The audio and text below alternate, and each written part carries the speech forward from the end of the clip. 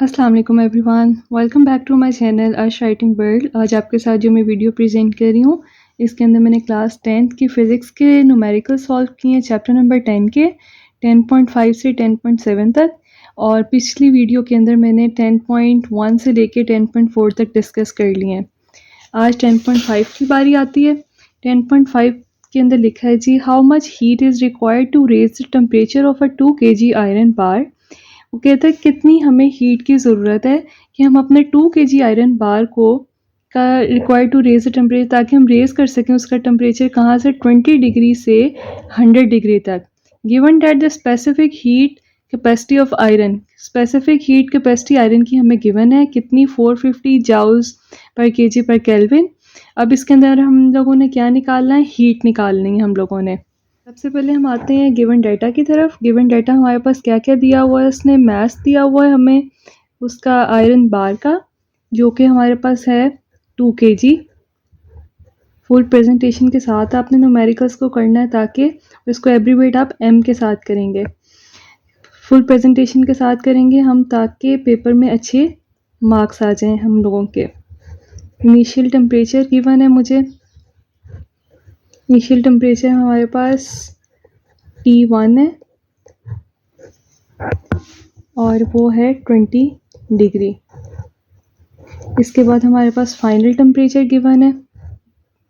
Final temperature यानी कि T2 हो जाएगा, वो भी हमें दिया गया है। फाइनल टेम्परेचर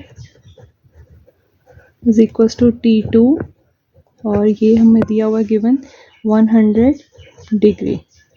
इसके बाद हमें गिवन दिया हुआ क्वेश्चन के अंदर specific heat of iron, specific heat capacity of heat capacity of iron. इसको मैं C से लिखूंगी और ये मेरे पास है 450 जाउल्स पर केजी पर केल्विन। इसके अंदर हम हेडिंग डालेंगे टू फाइंड की, कि हम लोगों ने क्या फाइंड करना है। तो क्वेश्चन के अंदर हमारे पास रिक्वायर्ड है जी हीट। हीट को हम एब्रीवेट करेंगे Q के साथ। इसके बाद लिखते हैं कैलकुलेशंस की हेडिंग, और यहाँ पे लिखती हूँ मैं फॉर्मूला। Q किसके बराबर होता है, M मल्टीप्लाई बाय C, यानी स्पेसिफिक हीट जोन सी हमें गिवन है वो, और फिर मल्टीप्लाई किया जाएगा डेल्टा T से। और डेल्टा T को निकालने का तरीका मैं बहुत दफ़ा आपके साथ कर चुकी हूँ। डेल्टा T किसके बराबर है जी, T2 माइनस T1 के। तो यहाँ पे आप निकाल लें, यहाँ आ जाएगा 100 में से माइनस करें 20 को, तो आपके पास डेल्टा T गिवन आ गया 80 डिग्री।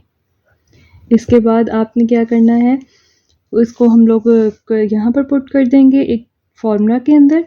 तो Q is equals to M मेरे पास है जी 2 kg, मल्टीप्लाई बाय किससे किया जाएगा, C के साथ, जो कि आपके पास लिखा हुआ है 450, और फिर मल्टीप्लाई किया जाएगा इसको 80 डिग्री के साथ, जो कि मैंने यहाँ से निकाला है। अब इन सबको मल्टीप्लाई करते हैं हम लोग, आंसर निकाल लेते हैं। 2 को आप पहले मल्टीप्लाई कर लें 450 के साथ, और फिर आप मल्टीप्लाई करें 80 के साथ कैलकुलेटर पे, तो आपका आंसर आ जाएगा 7200 जाउल्स। क्योंकि यहाँ पर हमारे पास ऑलरेडी था केजी पर केजी, तो ये वाला केजी और ये वाला केजी कट हो जाएगा। यहाँ पर मेरे पास जाउल का रिमेनिंग साइन बच जाएगा। इसके बाद आपने अगर इसको पावर्स की फॉर्म में लिखना है, तो ये आ जाएगा 72 multiply by 10 raise to the power 3, और फिर 3 की पावर है तो यहाँ पर आपके पास लिखा आ जाएगा 72 किलो जाओ। इसको हमने कन्वर्ट किया, 1000 थी तो यहाँ पे किलो का आ गया, के आ गया, इस वजह से इसका साइन के में चेंज किया गया, और ये इसका आंसर 10.5 का है। Moving towards to numerical number 10.6।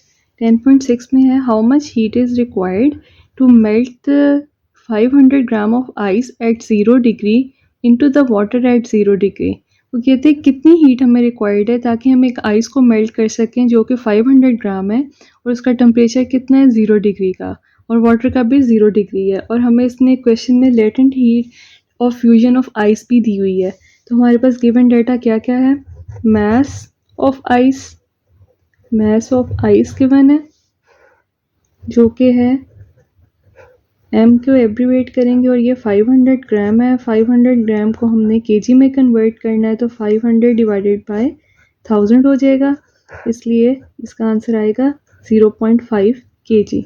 और मेरे पास मौजूद है latent heat of fusion of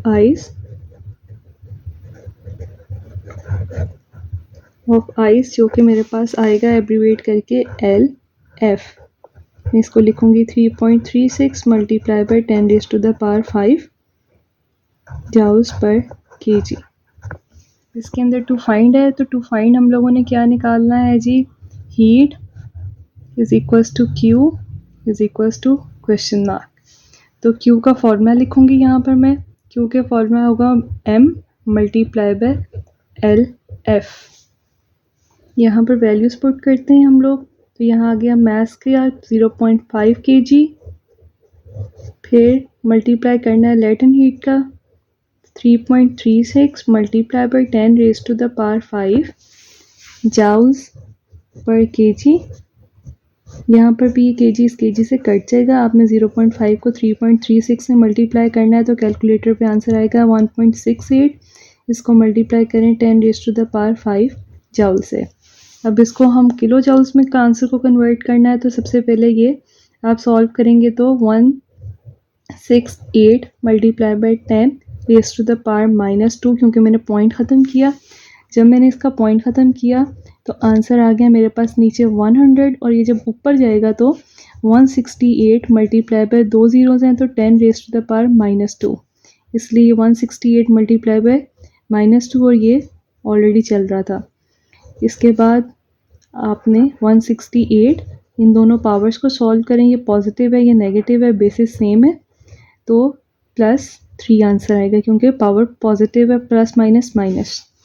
इसके बाद पॉजिटिव पावर में 3 आ गया, तो यानी किलो में हमारा कन्वर्ट हो गया, किलो जाउल्स। ये आपका 10.6 का आंसर डन।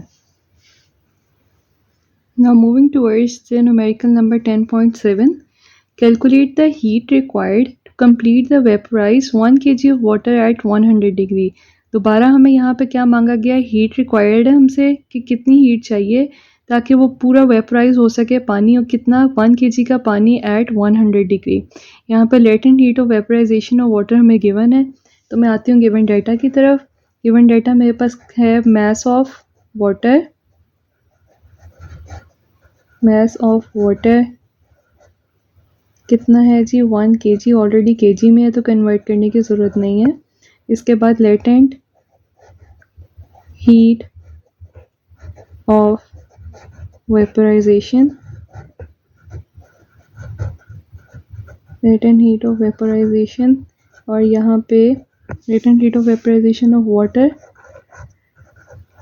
इसको आप एब्रीवेट करेंगे LV के साथ, और ये है मेरे पास दिया हुआ 2.26 multiply by 10⁻6 joules per KG.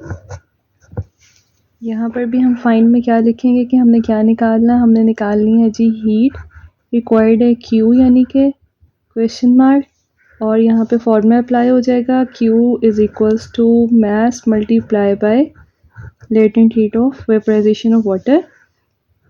तो वैल्यूज पुट करते हैं, 1 kg multiply by 2.26 multiply by 10⁻6 joules per kg, और यहाँ पर भी केजी से कट हो जाएगा। इनको मल्टीप्लाई करेंगे 2.26 के साथ तो आंसर 2.26 आएगा, और मल्टीप्लाई बाय 10⁻6 जाउल्स, 6 है पावर तो यहाँ पर M आ जाएगा। पहले K में था हमारा किलोस, अब ये बढ़ गया मेगा में हो गया। ये आंसर आ गया आपका 10.7 का। और यहाँ पर मेरे तमाम न्यूमेरिकल्स चैप्टर नंबर 10 के कंप्लीट हो गए हैं। आई होप आपको सारी समझ आ गई होगी। अगर फिर भी आपको कोई चीज़ क्लियर नहीं तो आप कमेंट सेक्शन में पूछ सकते हैं। Thank you so much. अल्लाह हाफिज़।